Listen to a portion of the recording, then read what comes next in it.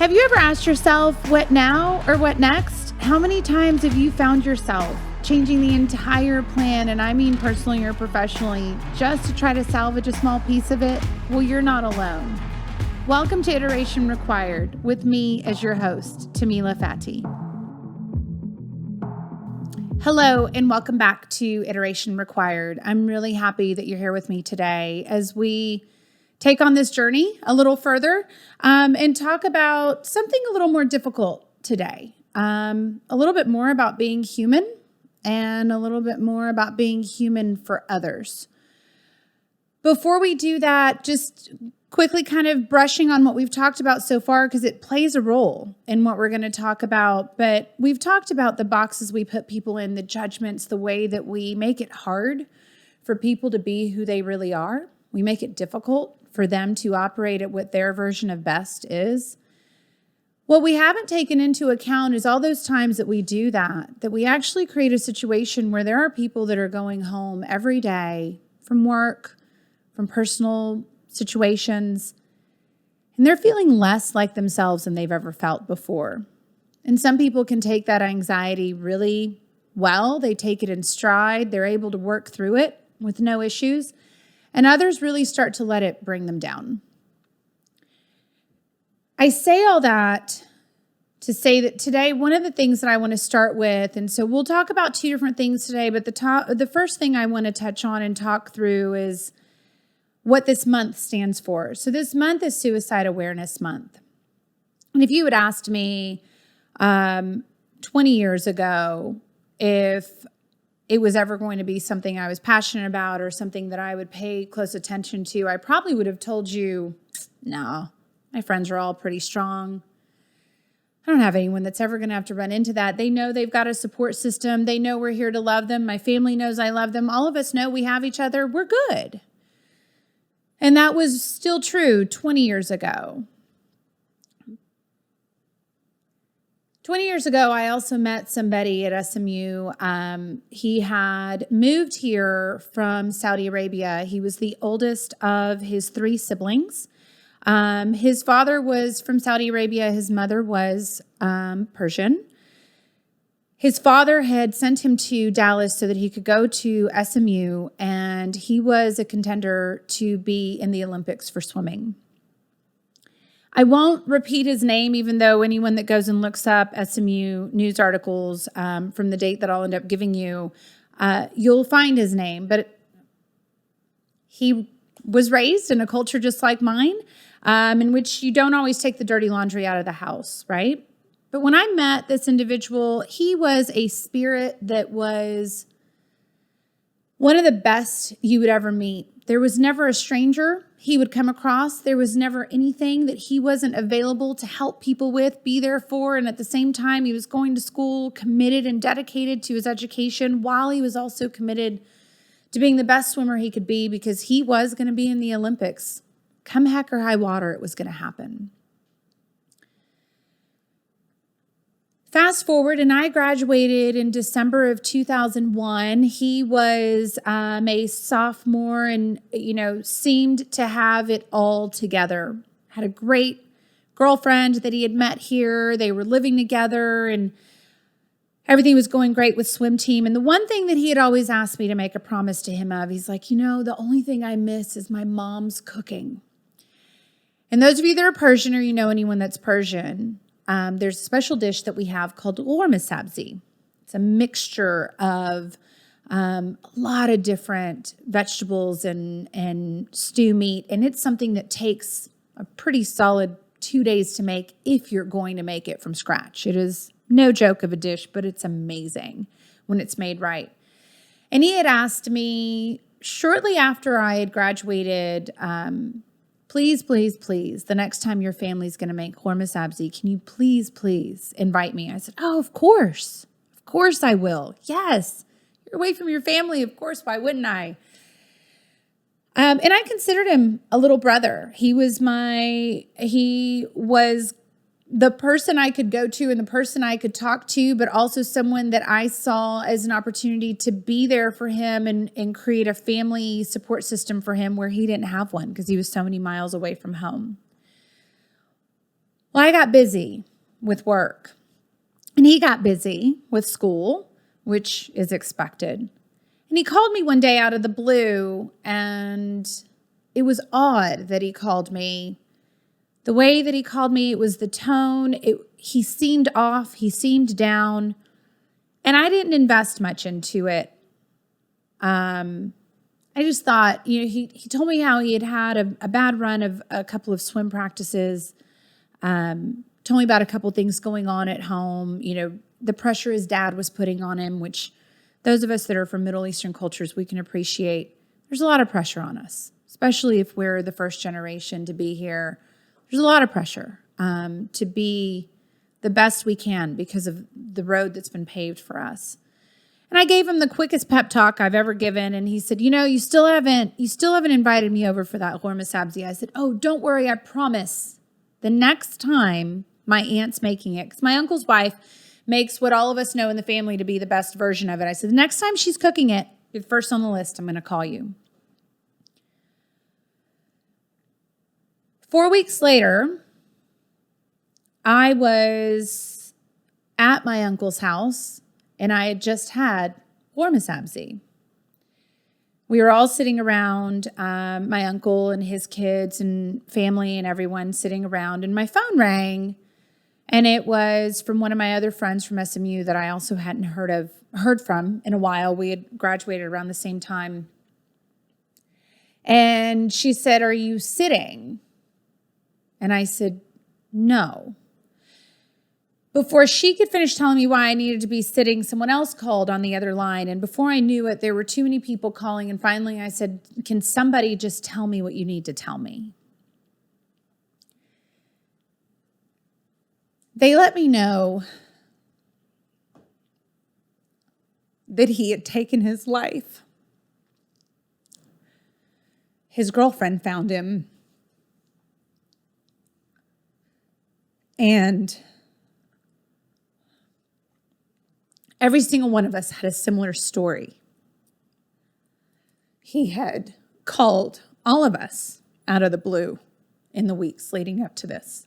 And we were all busy. We were all just so busy. And if you were to ask me now, what had me so busy, I wouldn't be able to tell you anything of relevance. And I would definitely tell you that I broke the promise to him because I had just said to him weeks before, I promise the next time my aunt makes this ghormeh sabzi, you'll be there. And here I was, my belly full of exactly the one thing he had asked me to invite him over for. And I'd broken my promise. I get that we're humans and everybody gets busy and everybody has stuff. I mean, look, if I'm being candid, getting here today to record my podcast, it was a lot. But over the years, from the time that this happened, I will tell you that I looked at busy very differently. And I had to ask myself if I was willing to use the word busy. Did I really mean that I was busy? Or is it that I was really telling that person, you don't matter enough? And it is that bold of a statement. Because see, unless we're in a situation of life or death, there's really not much that we can't move around. At work, we can move meetings. We can ask people politely to shift a time, to shift by 10 minutes, 15 minutes, to give someone our attention that's just asked for it. If we have an appointment that we need to miss, how often do we reschedule appointments because we just can't make it on time or we know something else has come up? Well, why do we end up rescheduling? Because something more important came up. So that means whatever we rescheduled and whatever we didn't make time for wasn't as important as the thing that we put in place of it. Now, I don't want anyone to hear me say, if you're not making time for people, they don't matter to you. No, what I'm saying is we have to evaluate, are we using the word busy more often than we should? And are we actually making ourselves busy with the churn of fitting everything in instead of finding the balance of how to be the best version of ourselves while we can actually answer that call when a friend calls? They need us. They need us. They're asking for that help. I blew him off that day. And then I made him a fake promise. That was 19 years ago in September when that played out. And I went back and I reread. I'd kept the SMU newspaper that was printed. And then, of course, I went online. And what was interesting to me was, and SMU did a great job. They had written about the warning signs, the things to look for when someone is potentially thinking about suicide or maybe has just hit the end of their rope. And it was amazing to me how much the list has changed, because 19 years ago, we didn't have as much social media and we didn't have as many things that could burden people and create even more anxiety for people. What we take for granted today is that we have pressures that don't really stop. We have phones that we hold in our hand where our emails from work are constantly coming through, and that stress, we never really get to walk away from it. And if you are a student in high school, middle school, elementary school being bullied, it doesn't stop at 3 p.m. like it used to at my age. I would get bullied at school, but I was grateful that the bell rang at 3 o'clock and I didn't have to deal with those people again until 8 a.m. the next day. Well, it's not like that anymore. They find you. They find you. They find you online. They find you through social media. I had a situation with my daughter where a few years ago in elementary school, her bullies found her through her online Google presentations. They were bullying her in the comments that they were supposed to be writing in a presentation they're supposed to do at school. They were using that as a bullying platform, not only against my daughter, but against many of the kids at school. So here they were at school in 5th grade, trying to just go to school. And guess what they still had when they came home? Their Chromebook, where they can log in to that PowerPoint and see more comments added every day, every second. What I will say to you is, in honor of Suicide Awareness Month, the one thing I would ask is, it's not just in September that we should be checking on people. It's not just in September that we should ask people if they're okay. And sometimes asking someone, are you okay, is not because you think they're actually going to go hurt themselves, but sometimes just asking them, are you okay? Everybody processes anxiety different and everybody handles stress different. And I would ask a call to action at minimum this month in September. Ask a couple of people if they're okay. If you haven't heard from some of your closest friends, people that maybe are normally the social butterflies or the strong ones, the ones that are always out there doing what they need to do, you haven't heard from them? Call them. Don't text them. Don't send them an Instagram, DM. Don't send them some type of Facebook Messenger. Get out of that mode for just 5 minutes. Pick up the phone, call them, leave them an actual human voice message. And then if they don't call you back within 24 hours, call them again. Check on them. Again, not because I'm saying they're going to hurt themselves, but just make sure they know that you noticed and that you care. Not enough of us are taking that time to do that lately. And we need to do more of it. We really do. So before we go to the second part of similar topic, it's still going to be along the same lines. It's just not going to be as serious as a Suicide Awareness Month. What I do want to do is to take just 10 seconds, because I know it's more than just me that knows somebody that has taken their life. And I know it's more than just me that sits and wonders if there was something we could have done differently. I'd like to do a moment of silence for just 10 seconds, and then we will get going with the second part of this. So with that, let's take that moment.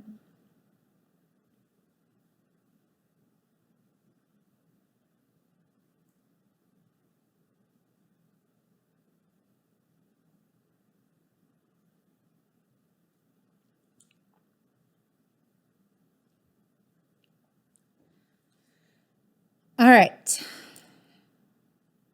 For those of you that are watching the video, you can tell I'm crying, and those of you listening on audio only, you can probably sense I am. Okay.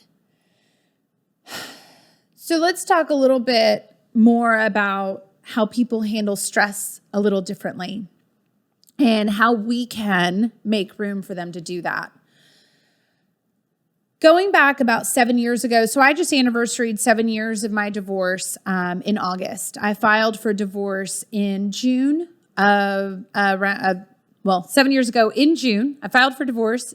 We finalized it in August. So anybody doing the math, you know that pretty much means that we had an amicable divorce. Yes, I filed, but we used a single attorney. We mediated it, I think through conference calls and emails. It was done. It was what it was, and what mattered to us was our children. But 7 years ago, I got on my one-on-one with my manager that I worked for at the time, and he's like, "How are you doing? What's going on?" And he was really sincere with his question. And I said, "I'm living the dream. Great." And he said, "Hang on a minute, Tamila. I know for a fact that you just filed for divorce a week ago and that you were already separated from a couple months before that. You are a single mother to a 2-year-old and a 5-year-old, taking this on for the first time by yourself. You are working nothing less than 60 hours a week. I think we need to really look at your definition of living the dream, because if this is the dream that you were hoping for, I would hate to know what you define as a nightmare." And I remember laughing it off at first, and he paused and gave me space to work through my nervous laughter. And on the other side of it, I paused and I said, yeah, nope, not a dream. Because on top of everything that he had listed, I had also been up for 3 straight days almost, because we had such a critical outage in one of the applications that my team supported that I really hadn't had time to sleep or to even think about what was going on in my real life. And so as we went through that discussion, the one thing that I appreciated was that he gave me space to be human. And when I wasn't being human, he was willing to call me out for it, but in a caring way, in a way to say that there was room for me to live that. And it was okay for me to not be living the dream and in this perfect state of mind. So by the end of that one-on-one, I said to him, if you don't mind, once I make sure that this P1 and this outage is handled, I'm going to take a couple days off because I think I need to get my arms around what this new life looks like for me. I need to get a better handle on what it looks like to take my kids to and from daycare and school on my own, and what kind of hours I need when, and how I'm going to balance all of this. And with zero judgment, zero anything, he looked at me and he said, "You do that, and I don't want to see you put in PTO for it." And I remember I never really thought twice about that. I appreciated it wholeheartedly, and I had sent numerous emails thanking him for it. And still to this day, I learned a lot from him. And it's something that I quite often with my own team, I do that check-in of, "You really as good as that smile you're putting on your face?" But I'll tell you when I appreciated him the most. Years later, at the beginning of COVID, so we all had to change the way that we worked, and our environments, our work environments, everything shifted around. I had, right before COVID, started to take on a larger role, and shutdown happened, and now I'm working from home. Both of my kids were at home, so at this point, They were doing school from home. I'm working full time, but breakfast, lunch, and dinner is on me now. There is no relief. There's no dropping the kids off so they can get breakfast and lunch at school. And I needed to get my arms around my life again. At the time, I was working for an individual that wasn't the same as my previous leader in the way that she handled my stress showing up. It quickly turned into, over a duration of a few weeks, I started to notice there was a lot more pressure being put on me to be perfect, while a lot more responsibility kept being added to me. And then seemed like everything that anyone else had not been able to properly clean up was also being handed off to me with little to no consideration of, are you okay? Do you need anything? How can I help? How can I support? And to add insult to injury, as I was 2 months into this, not having had a moment to get my arms around what my new normal looked like, I got on a one-on-one with her one day and attempted to admit that I'm not doing well and that I need a couple days off. Before I could get to the part where I need a couple days off, my manager looked at me and said, "You are broken. When are you going to fix this brokenness?" And I fell out a little bit.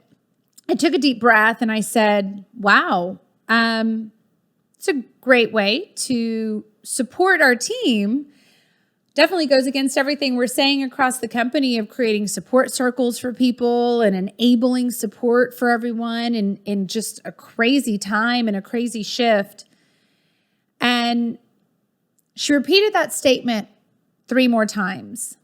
And I can appreciate that I was stressed. I can appreciate that I was not operating at my best. I can also even appreciate that I was exhausted. What I didn't appreciate was feeling like I was being shamed for being human. And this goes back to what I said at the beginning of this episode.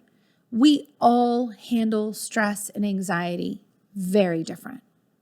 Some of us will act out, or we will show a destroyed poker face.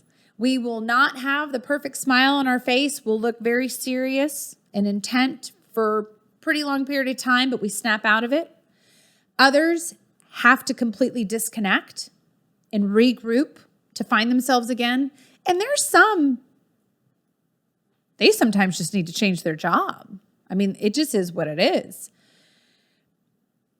But we need to make the room to allow people to be human, because if we're not going to allow them to experience their anxiety however they are, and if we don't have a safe space in what is a one-on-one, it's just 2 people on that call. There was absolutely nobody else around. The irony was I would go to all the other calls with my fake living the dream smile on.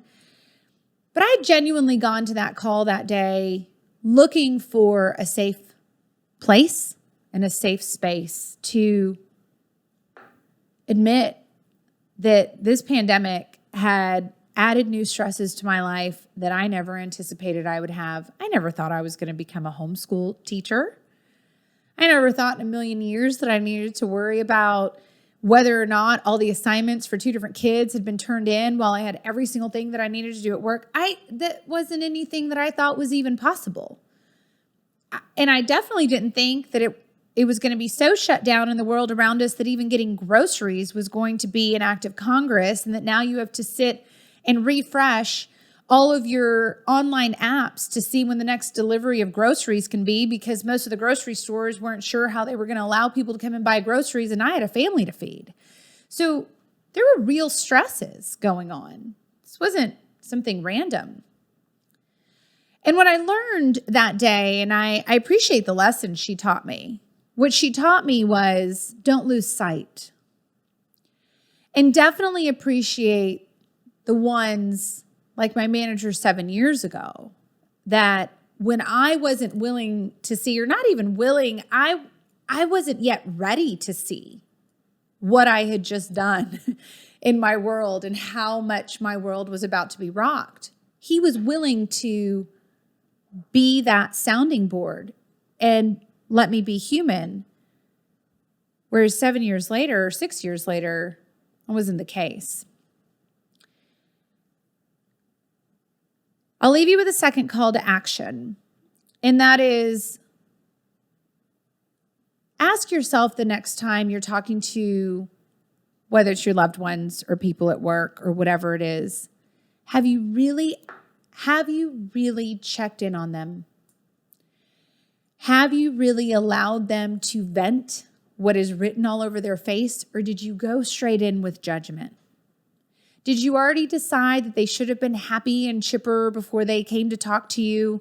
And because they weren't, you had already railed into them before they could even share the crappy meeting they had at work or the awful situation they had the day before, whatever it is. Ask yourself if you took a couple beats to just let them open up.